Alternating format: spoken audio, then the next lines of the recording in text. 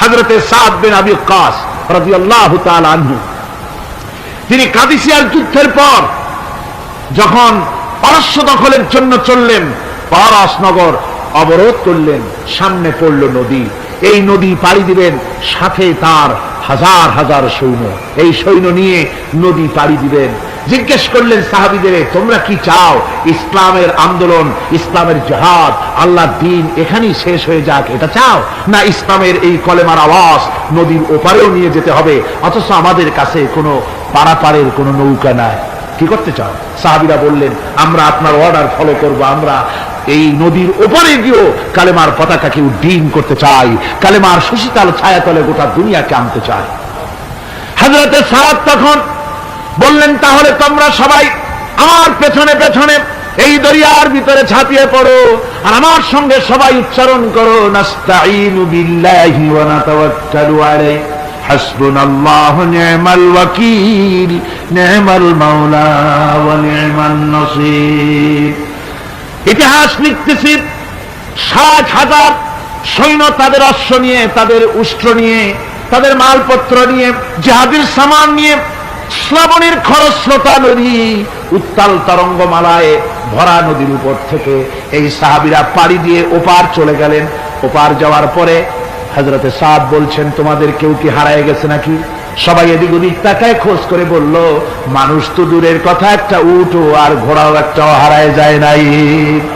একজন বলল, আমার একটা পেয়ালা, যে পেয়ালা আমি পানি পান করতাম, সেই পেয়ালাটা তুফানে ছিটকে কোথায় চলে গেছে, ওইটা হারায় গেছে। হযরতে সাদ বলেন, মুজাহিদের কোন জিনিস দরিয়া নিতে পারে না, অবশ্যই তা ফেরত আসবে।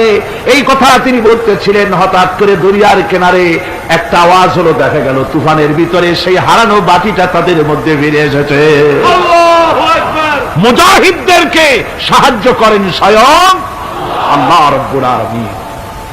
আফ্রিকার জঙ্গলের কাছে ভিন্ন ইতিহাস, জঙ্গলের কাছেই মুসলমানদেরকে থাকতে দেওয়া হয়েছিল। মনে করা হয়েছিল জঙ্গলের সমস্ত হিংস্র প্রাণীরা এই মুসলমানদের শেষ করে দেবে, যুদ্ধ করা লাগবে না। হযরতে সাদ সে অবস্থা বুঝতে পারলেন, তিনি একটা মঞ্চ তৈরি করলেন। সেই মঞ্চের উপরে দাঁড়ায় জঙ্গলের প্রাণীদের দিকে লক্ষ্য করে তিনি নোটিশ জারি করে দিলেন, বললেন, ইয়া আইয়াতুহাল হাশারাতু ওয়াস-সিবাউ নাহনু আসহাবু রাসূলুল্লাহ সাল্লাল্লাহু আলাইহি ওয়াসাল্লাম। হে জঙ্গলের হিংস্র প্রাণীরা, আমরা আল্লাহ রাসূলের সাহাবী, ফাইন্না নাজিলুনা ফামান ওয়াজাদনা বাদাহু কাতালনাহু। আমরা রাসূলের সাহাবী, এইখানে আল্লাহর দ্বীনকে কায়েম করার জন্য আমরা এসেছি, আল্লাহর কলেমার আওয়াজ নিয়ে আমরা এখানে রাত কাটাবো। সুতরাং এই জঙ্গলের ভিতরে হিংস্র প্রাণী যত আছো, সব আমাদের এই জায়গা ছেড়ে অন্যত্র চলে যাও। আফ্রিকার জঙ্গলি মানুষেরা চিন্তা করলো, মানুষের কথা কি জঙ্গলি প্রাণীতে শোনে নাকি, পাগলে কয় কি? তারা তাকায় তাকায় দেখলো, হযরতে সাদের এই ঘোষণার পরে বাঘের কাতারে বাঘ, সিংহের কাতারে সিংহ, সাপের কাতারে সাপ, যার যার ডিম আর বাচ্চাগুলি মুখে কামড়ায়া সাহাবীদের এলাকা ছেড়ে দিয়ে তারা অন্যত্র চলে গেল। আমার মুসলমান ভাইরা, এই ছিল মুসলমানদের ইতিহাস। দ্বীন প্রতিষ্ঠা করার কাজে মুসলমান এগোলে আল্লাহই মদত করেন। কে মদত করে? বিশ্বকবি, কবি সম্রাট আল্লামা ইকবাল রহমতুল্লাহ আলাইহি বলেছেন, দস্ত দস্ত হে দরিয়া ভি না ছোড়ে हमने, दस्त दस्त है दरिया भी न छोड़े हमने, बहर जुल्मत पे दौड़ा दिए घोड़े हमने। আমরা সেই মুসলমান, প্রান্তর তো প্রান্তর, আমরা দরিয়ার খরস্রোতা উত্তাল তরঙ্গের উপর থেকে ঘোড়া দাবড়িয়ে আফ্রিকার ভূখণ্ডে কালেমার পতাকা আমরা উড্ডীন করেছি। আমরা সেই মুসলমান।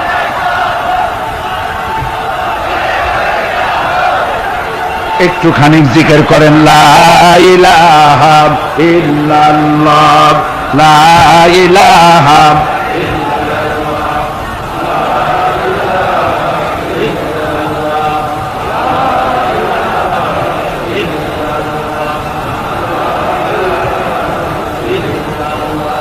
লা ইলাহা ইল্লাল্লাহু মুহাম্মাদুর রাসূলুল্লাহ।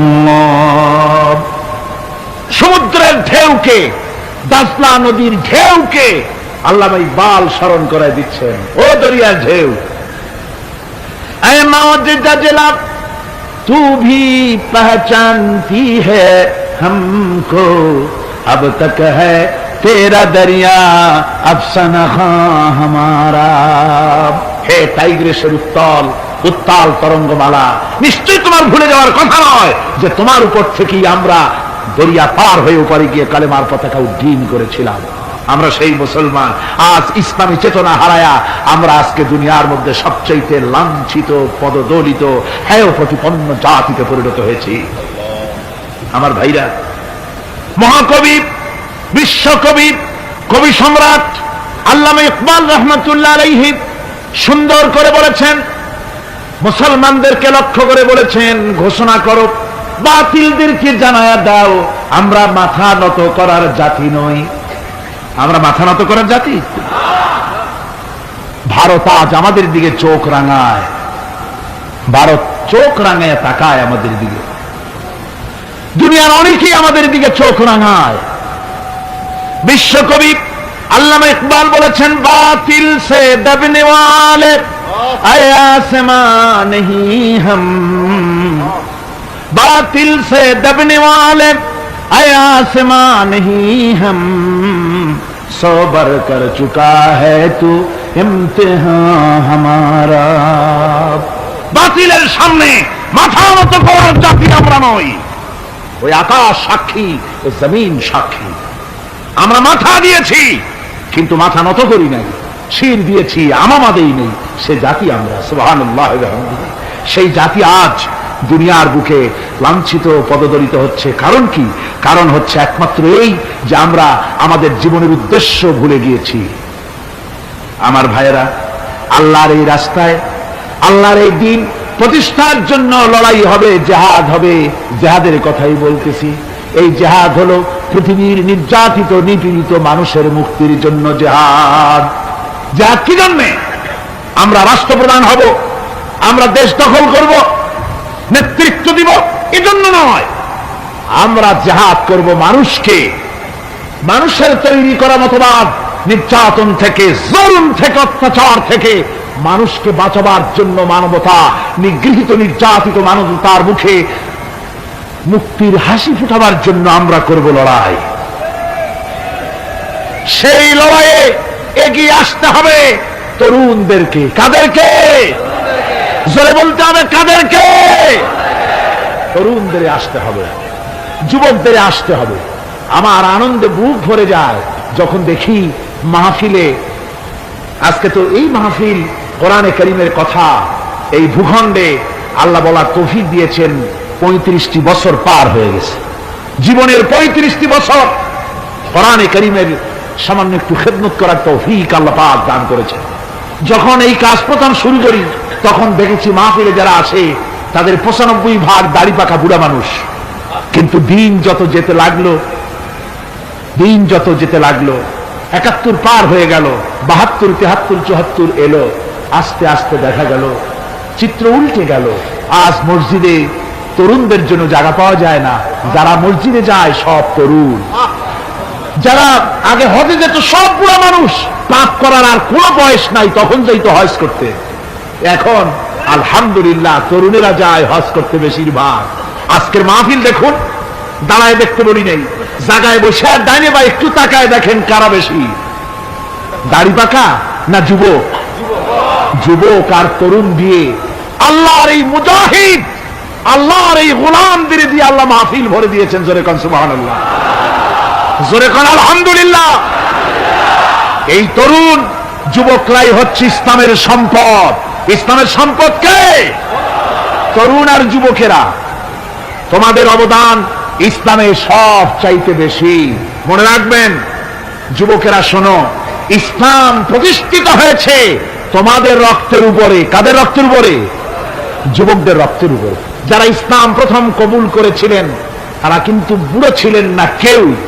প্রথম যে ব্যক্তি ইসলাম কবুল করলেন হযরতে সাইয়্যিদুনা আবু বকর সিদ্দিক রাদিয়াল্লাহু তাআলা আনহু, বয়স ছিল 37 বছর।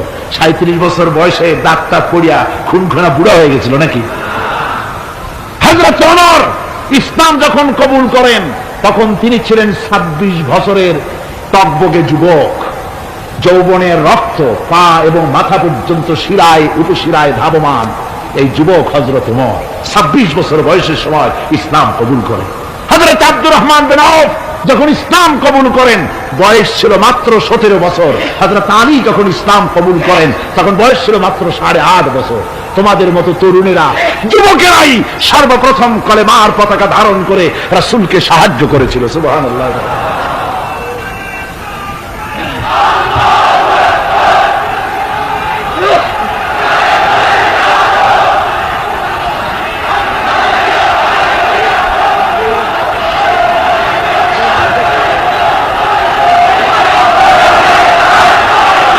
আমার মুসলমান ভাইরা থামুন।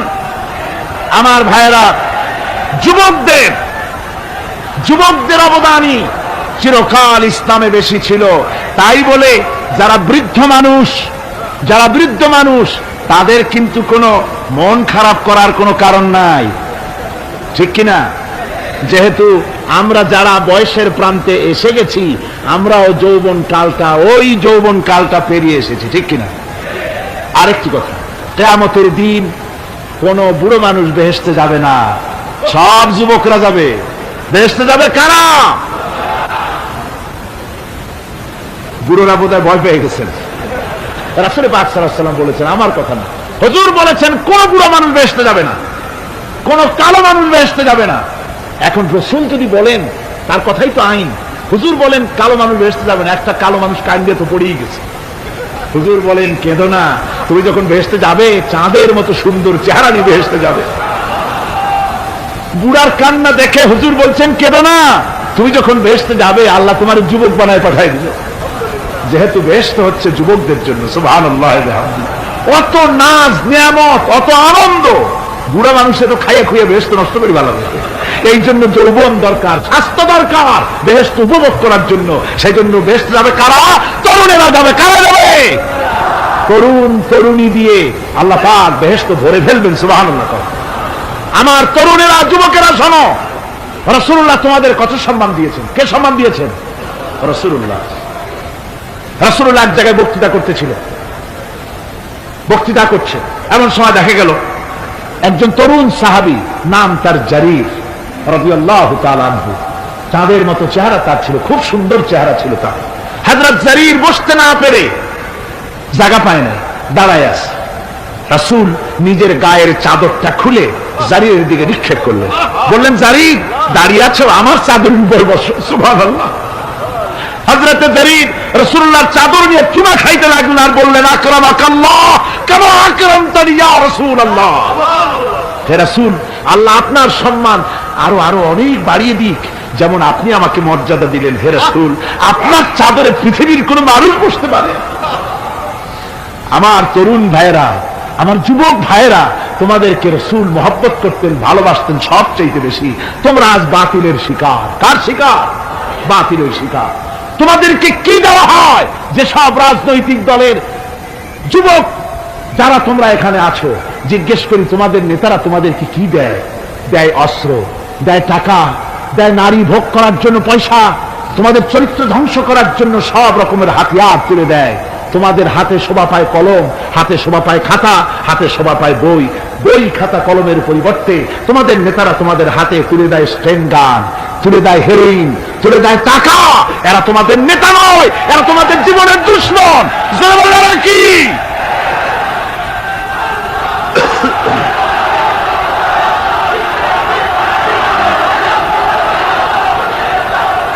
আমার যুবক ভাইয়েরা, আমার কলেজ ইউনিভার্সিটির ছাত্র ভাইয়েরা, একটুখানি মাথা খাটায় চিন্তা করো। তোমার নেতারা যারা ঢাকা থেকে আসে বা এখানে বাস করে, ওই নেতারা যখন রাজনৈতিক প্রোগ্রাম করতে আসে তখন কি একবারের জন্য তোমাদেরকে বলে, ও ছেলেরা তোমরা কি নামাজ ঠিক মতো পড়ো কিনা? বলে? এই যে রোজা আসতেছে, খবরদার বাবারা তোমরা রোজা রেখো, এরকম কথা বলে নাকি? তোমার ওস্তাদদের সম্মান করো, এ কথা বলে নাকি? বরং টাকা দেয়, পয়সা দেয়। যে শিক্ষক তোমার মতের উল্টা করবে, ঠ্যাঙ্গাইয়া জনমের মতো টাইট করে দিবা, ঠিক কিনা? তোমার নেতারা কি কোনোদিন বলে নাকি ও আমার সংগঠনের ছেলেরা মা বাপের খেদমত করবে, মা বাপের সম্মান করবে, খবরদার মা বাপের সঙ্গে বেয়াদবি করবে না, সন্ত্রাস করবে না, অস্ত্রবাজি করবে না, মানুষকে কষ্ট দিবে না, এমন কোন কথা বলে না? আমার যুবকেরা শোনো, ওরা টাকা দিয়ে, অস্ত্র দিয়ে, পয়সা দিয়ে, মদ দিয়ে ওরা নিজেদের ক্ষমতা টিকায় রাখার জন্য তোমাদেরকে লাঠির মতো ব্যবহার করে।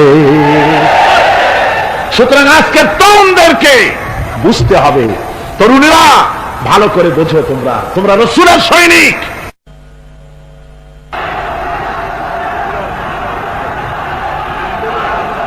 তোমাদের পক্ষে সম্ভব।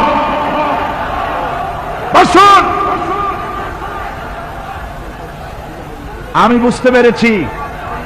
বুঝতে পেরেছি কথা যেহেতু তরুণদের, আর তরুণদের জনসমুদ্র, কাজী জনসমুদ্রের মধ্যে উত্তাল ঢেউ তো সৃষ্টি হবেই, স্বাভাবিক। কিন্তু সেই স্বাভাবিকতার সুযোগ নিয়ে দাঁড়ায় বিশৃঙ্খলার সৃষ্টি করবেন না। আমার ভাইরা, আমরা ইসলাম আমাদের আদব শিক্ষা দেয়। কি শিক্ষা দেয়? আদব। শুধুমাত্র কোন লোক পেশাব পায়খানার কথা বললে তাকে রাস্তা ছেড়ে দেবেন, যেতে বলবেন, তা না হলে তো আপনাদেরই অসুবিধা হবে। কথা বুঝতে পেরেছেন? বাকি কেউ উঠবেন না, দাঁড়াবেন না। এত বড় বেহেশতি মাহফিল জীবনে আরেকবার পাবো কোন নিশ্চয়তা আছে? আপনি আমাকে বলেন, আল্লাহর আকাশের নিচে, জমিনের উপরে এর থেকে শ্রেষ্ঠ কোন মাহফিল আছে নাকি? কারণ এ মাহফিল কোরআনের মাহফিল। কিসের মাহফিল? এর থেকে শ্রেষ্ঠ মাহফিল আল্লাহর আকাশের নিচে, জমিনের উপরে হতে পারে না। সুতরাং বেয়াদবি কেউ করবেন না। তরুণেরা, যুবকেরা, তোমাদের এগিয়ে আসতে হবে। নির্যাতিত মানবতার পাশে তোমাদেরকে দাঁড়াতে হবে। আজ শ্রমিকরা তাদের ন্যায্য পাওনা পাচ্ছে না, কৃষক তাদের উৎপাদনের মূল্য পাচ্ছে না, নারী তার সতীত্বের গ্যারান্টি পাচ্ছে না। মানুষেরা আজ নির্যাতিত, নিপীড়িত। সারা পৃথিবীতে Bosnia, Algeria, Somalia, Palestine, Kashmir, Burma, Philippines, Bharat, পৃথিবীর সর্বত্র নির্যাতিত মুসলমানদেরকে বাঁচাবার জন্য আমার খালিদ বিন ওলীদের উত্তরসূরিরা, সালাউদ্দিন আইয়ুবী, জামালউদ্দিন আফগানি, হযরত আলী উত্তরসূরি, আজকের মাহফিলের যুবক আর তরুণরা, তোমরা কি রক্ত দিতে পারবে?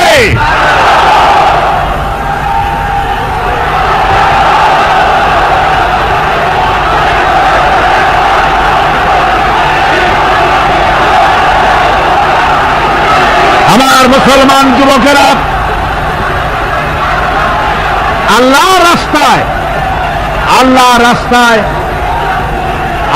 রাস্তায় রক্ত দিলে তার অবস্থা কি হবে শোনো। আল্লাহ রাব্বুল আলামিন বলেছেন, ওয়ালা তাকুলু লিমান ইউকতালু ফি সাবিলিল্লাহি আমওয়াত বাল আহইয়াউ ওয়ালাকিন লা তাশউরুন। আল্লাহ রাব্বুল আলামিন বলেন, আমার রাস্তায় যারা নিহত হয়েছে, আমার রাস্তায় যারা জীবন দিল, ওরা মরে গেছে এই কথা তোমরা বলো না। ওরা জিন্দা। ওরা কি? আমার রাস্তায়, আমার দিন প্রতিষ্ঠার জন্য, মানবতার মুখে হাসি ফুটাবার জন্য, নির্যাতিত মানবতার গোলামীর জিনজির থেকে তাদেরকে বাঁচাবার জন্য সংগ্রাম করতে গিয়ে যারা জীবন দিল, ওরা মরে নাই, ওরা জিন্দা। ওরা কি? জিন্দা। আল্লাহ পাক বলেন, ওরা জিন্দা তোমরা জানো না, আমার কাছ থেকে তারা রিজেক প্রাপ্ত হয়। যারা শহীদ হয়, শাহাদাতের কথা শুনে যাদের ভয় লাগে, অস্ত্রের খোঁচা খায়া, গুলি খায়া, বায়োনেট খায়া, ড্যাগারের গুটা খায়া মরা, জানি কত যন্ত্রণা। নবীজি বলতেছেন, আন আবি হুরায়রা রাদিয়াল্লাহু তাআলা আনহু আন্না রাসূলুল্লাহ সাল্লাল্লাহু আলাইহি ওয়াসাল্লাম মা ইয়াজিদু আশ-শাহীদু মিন মাসসিল কাতল কামা ইয়াজিদু আহাদুকুম মিন মাসসিল কারছা। তিরমিজি ও নাসাই। আল্লাহ নবী বলেছেন, হযরত আবু হুরায়রা হাদিসটি বর্ণনা করেছেন, নবীজি বলেছেন, শাহাদাতের মওত হলো তোমাদের কেউ যদি আরেকজনকে একটা চিমটি কাটে, ওই চিমটি কাটায় যতটুকু যন্ত্রণা, শাহাদাতের মওতের এর চাইতে বেশি কিছু যন্ত্রণা নয়। শাহাদাতের মওতটা হচ্ছে একটা সেতু। এটা কি সেতু? এটা ব্রিজ। এপারে দুনিয়া, ওপারে আল্লাহ। সুবহানাল্লাহ ওয়া বিহামদি। মরার সাথে সাথে দিদার ইলাহি নসিব হয়ে যাবে। সুবহানাল্লাহ ওয়া বিহামদি। সাহাবায়ে কেরাম, আপনি চিন্তা করেন, তাদের মা বাবা বিবি বাল বাচ্চা সন্তান সবকিছুকে ফেলে রেখে আল্লাহ দ্বীনের জন্য রক্ত দিতে পেরেছেন। কি কারণে? জীবনকে তাদের কাছে তুচ্ছ মনে হয়েছে। এই জীবন জীবন নয়, ওই জীবনই তো সবচেয়ে সেরা জীবন, যে জীবনে আমার মাওলা আমার উপরে খুশি হয়ে যাবে, সুবহানাল্লাহ, আমার মাবুদ আমার উপরে খুশি হয়ে যাবে। ওইটা হচ্ছে সবচেয়ে নিয়ামতের মৌত। এই জন্য রাসূল সাল্লাল্লাহু আলাইহি ওয়াসাল্লাম বলেছেন, কেউ যদি শাহাদাতের তামান্না করে দিল থেকে, সে যদি তার বিছানাও মরে, আল্লাহ পাক ওটাকে শাহাদাত হিসেবে ধরে নেবেন। হযরত ওমর রাদিয়াল্লাহু তাআলা আনহু দোয়া করতেন, আল্লাহুম্মা রযুকনি শাহাদাতান ফি সাবিলিক ওয়াজআল মাউতি ফি বালাদি রাসূলিক। আয় আল্লাহ, তুমি দয়া করে মেহেরবানি করে আমাকে শাহাদাতের পেয়ালা পান করাও। শাহাদাতের মওত সবচেয়ে নিয়ামতের মওত। কিয়ামতের দিন এই শহীদ তার আত্মস্বজনের ব্যাপারে 70 জন লোকের ব্যাপারে আল্লাহর কাছে সুপারিশ করার মতো পাওয়ার লাভ করবে শহীদ। ভাইরা, এই শাহাদাত নসিব হওয়ার জন্য তামান্না আমাদের দিলের মধ্যে থাকা উচিত। আল্লাহ দ্বীন প্রতিষ্ঠার জন্য প্রয়োজনে আমরা জান দিব, মাল দিব, পারবো না?